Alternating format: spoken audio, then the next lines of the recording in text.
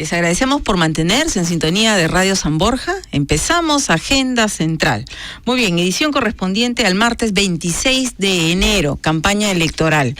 Hemos invitado al doctor Carlos Fernández Fontenoy, es director de la carrera de Ciencia Política de la Universidad Antonio Ruiz de Montoya, es miembro de la Comisión de Reforma del Estado del Congreso de la República. Él terminó Derecho en la Universidad Nacional Mayor de San Marcos y tuvo la gran oportunidad de irse hasta a Europa y ha podido estudiar ahí porque eso le permitió también tener otra concepción del mundo y de la ciencia política. Gracias por estar con nosotros, Carlos. Bienvenido. Buenos días, Gloria, ¿qué tal? Un gusto estar acá y recordar que en realidad participé en la Comisión de Reforma de la Constitución en el gobierno de Toledo cuando Henry Pisa aún vivía, ¿no? Y dirigió la Comisión de Reforma del Estado, donde se generó un debate muy interesante que espero que lo publiquen algún día. Y esto suele suceder, ¿no? Se hacen muchos diagnósticos, muchas investigaciones, se elevan propuestas y a veces queda en letra muerta o ya no prospera más. ¿No es así? Las propuestas que hacen las personas que conocen y que investigan. Nos falta mucho en el tema de reformas del Estado, Carlos, ¿no es así? ¿Tú percibes que ahora que estamos en plena campaña electoral, algún candidato o varios candidatos tienen eso muy claro? Sí, yo creo que en general hay una intuición de la mayoría de los candidatos, alguna certeza en algunos de ellos con más experiencia política en que este Estado no puede continuar como está.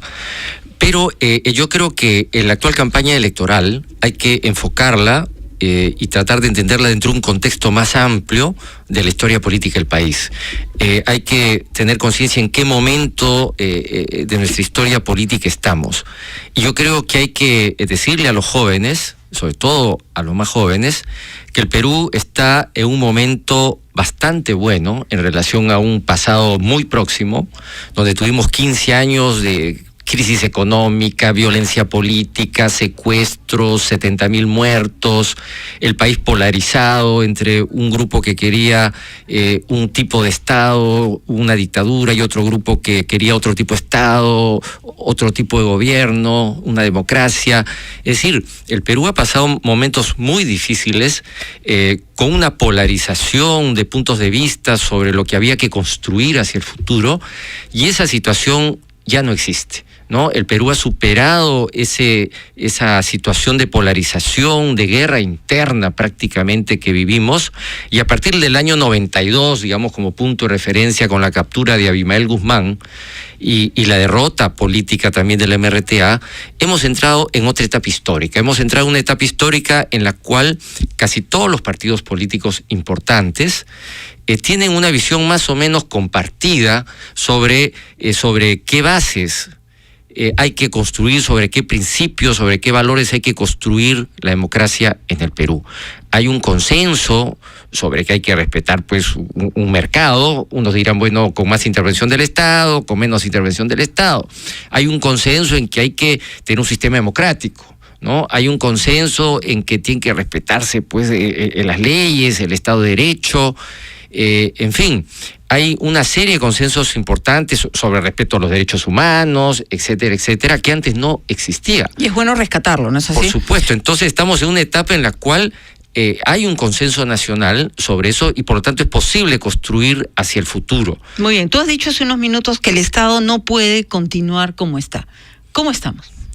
Mira, como todos sabemos, en el Estado existe una instancia que es la instancia donde se toman las decisiones políticas, ¿no? Sobre todo en el Poder Ejecutivo. Y hay una segunda instancia que es donde se ejecutan estas decisiones, ¿no? Y no sacamos mucho si tenemos una excelente clase política, decisores políticos que nos gobiernan, que toman decisiones políticas excelentes, que dan leyes excelentes, si cuando hay que ejecutar esas decisiones, cuando hay que implementarlas a través de la administración pública, a través del aparato burocrático, no se hacen o se hacen mal o se hacen de manera corrupta y por lo tanto se hacen mal, finalmente. ¿Cuál es el peor, digamos, el peligro mayor para el Estado en estos momentos, a tu juicio? ¿La corrupción? La corrupción es un tema yo creo, muy importante. Yo creo que es el principal problema que atraviesa también todo el sector público, desde las Fuerzas Armadas, policiales, ministerios, qué sé yo, ¿no? Ese es un problema nacional que está muy vinculado al narcotráfico, ¿no? El Perú es el primero o segundo productor de cocaína del mundo y el primero o segundo productor de coca del mundo. Entonces, esto es posible porque a nivel del Estado y de los gobernantes, pues se permite que esto sea así. Porque no me van a decir que no, sabiendo que la mayor producción de coca y cocaína del Perú está en el BRAE y en el Guayaga, totalmente localizada, focalizada, no se puede resolver el problema. O sea, no se resuelve porque no hay una voluntad política de consenso, digamos, nacional, y en esto deberían de pronunciarse los candidatos a la presidencia, porque ya hay una serie de planes para, digamos, erradicar la coca y la cocaína del BRAE. La pregunta es ¿por qué no se hace?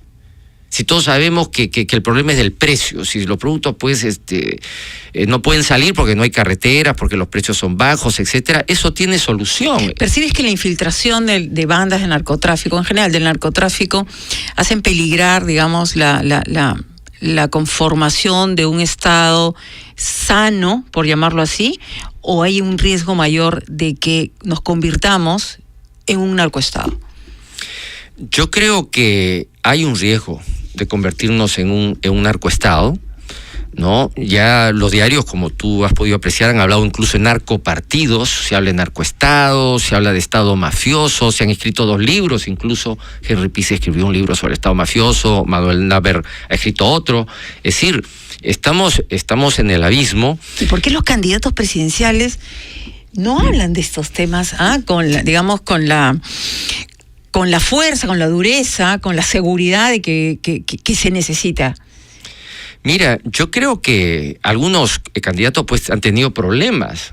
Mira, yo creo que la baja, digamos, popularidad que se refleja en las encuestas de Alan García, yo creo que en gran medida se debe por el tema de los narcoindultos, ¿no? No lo digo yo, o sea, lo dice todo el mundo. O sea, eso le ha mellado muchísimo a su popularidad, su credibilidad en un país pues tan contaminado por el narcotráfico.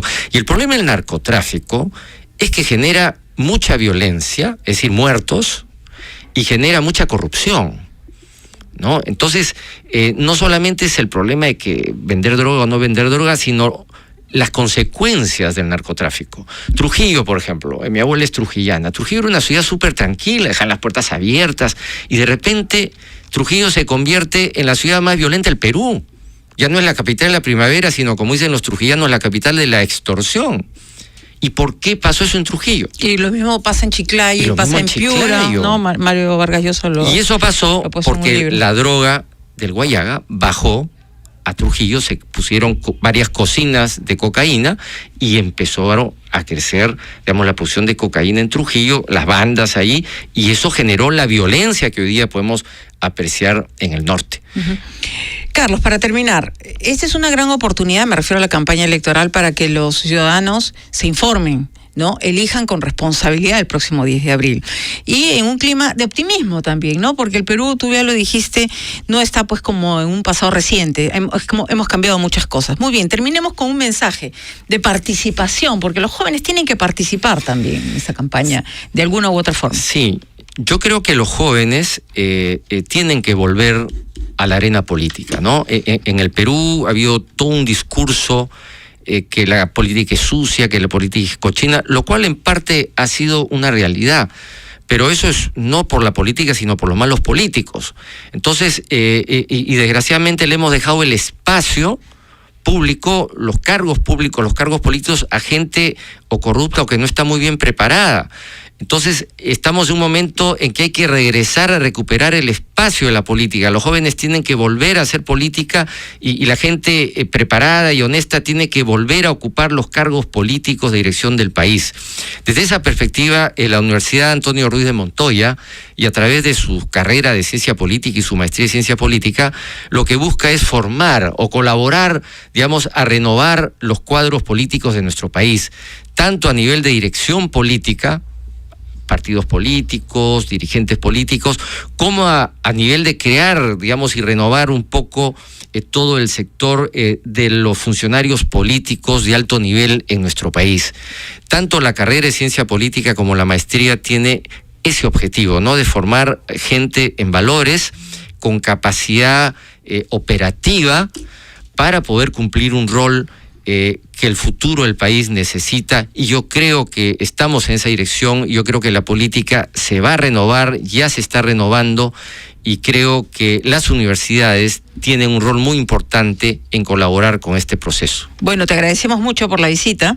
Hemos tenido en esta primera parte de nuestra edición de martes de Agenda Central al doctor Carlos Fernández Fontenoy, director de la carrera de Ciencia Política de la Universidad Antonio Ruiz de Montoya. Hora de hacer una pausa.